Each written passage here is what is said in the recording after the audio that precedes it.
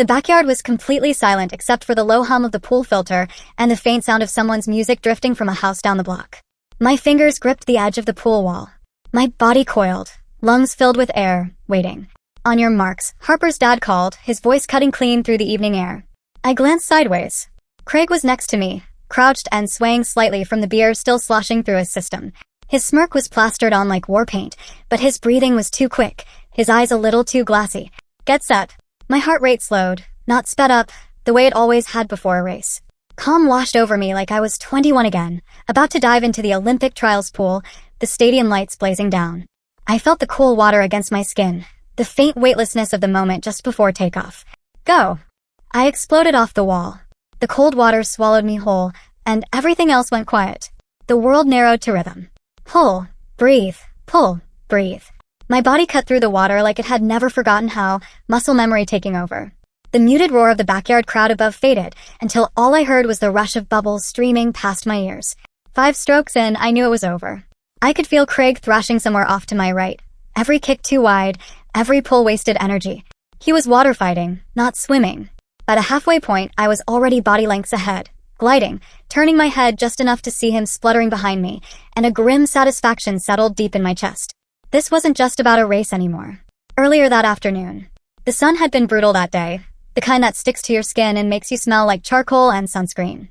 I'd been standing at the grill, spatula in one hand, beer sweating in the other, trying to keep Harper's dad's burgers from burning. That's when her sister strolled in with him. Craig. I noticed him first because he was loud, that voice you can hear before you see the person. He strutted into the yard like he owned the place, wearing a too-tight polo that was already darkening under his arms from the heat. And from the second he saw the pool glinting in the afternoon sun, he didn't shut up about it. "I actually had to get kicked out of the club pool last month," he said, laughing like it was his favorite story to tell. "They said I was intimidating the other swimmers. But what am I supposed to do? When you're lapping everyone twice, it gets embarrassing for them." The way he said it, he clearly wanted me to be impressed. I wasn't. Harper leaned close and whispered, "Wow, so impressive," her sarcasm sharp as the sunlight bouncing off the water. She knew. She knew about Stanford. She knew about the Olympic trials, the medals tucked away in a box under my bed, the years of training before I hung it all up. But her family didn't. And I wanted to keep it that way.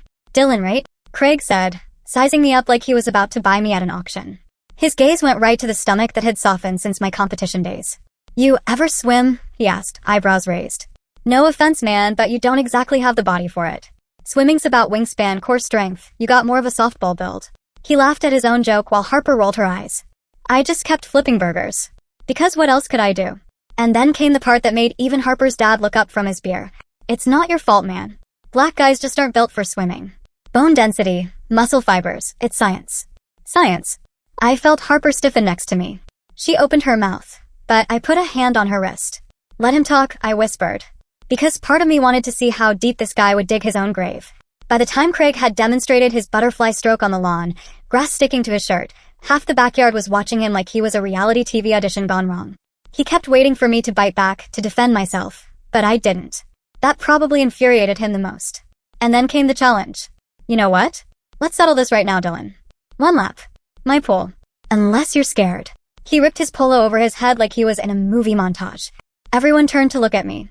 Harper, arms crossed, gave me this tiny smirk. She knew what was about to happen. And I just said, "Sure. 1 lap." The convoy to Craig's house felt like some strange parade. Harper's dad insisted nobody was getting in a car with Craig behind the wheel.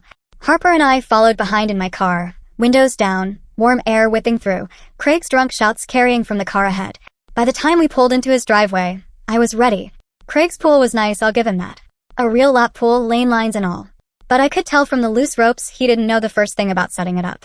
He gave us a full tour, pointing out the filtration system like he'd personally invented chlorine. Meanwhile, I walked to the edge and dipped my hand into the water. Cool. Perfect. The countdown finished and we were off. By the time my fingers touched the far wall, Craig was still gasping somewhere in the middle. I surfaced and stood, water streaming off me. "Time." I called. Edged the neighbor, squinted at his stopwatch. 13.8. Respectable for someone 5 years retired. Craig slapped the walls seconds later, coughing, clinging to the side like the pool might swallow him. "False start," he wheezed. Beer slowed me down. Nobody said anything. And that was when he insisted on a butterfly heat. Against my better judgment, we lined up again. This time it wasn't even close. I touched the wall before he was halfway across, still thrashing like he was fighting for his life. When he finally dragged himself out of the pool, Harper's sister's face was pale. "Craig, that's enough," she hissed, yanking his arm. "You're humiliating yourself." He kept arguing until even his girlfriend turned away from him.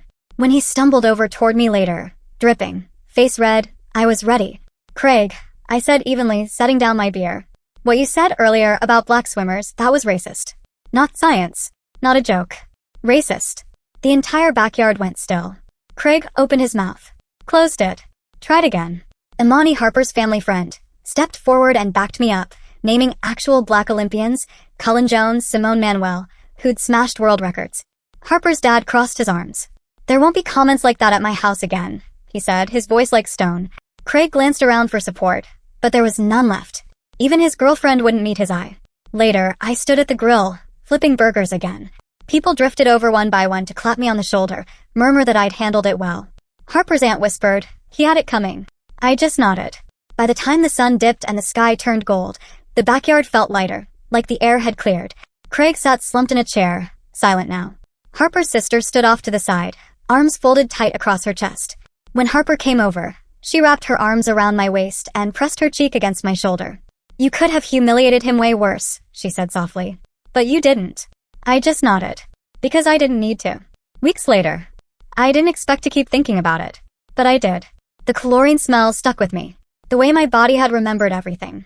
So I started going to the community pool before work. 3 mornings a week.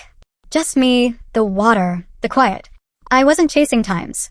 Wasn't training. Just swimming. When Harper's family threw another barbecue a month later, there was a sign taped to the fence. Pool rules. 1. No racing under the influence. 2. No racist biology lessons. 3. No excuses about filtration systems. Everyone laughed. Even Harper's sister cracked a smile. Craig wasn't there.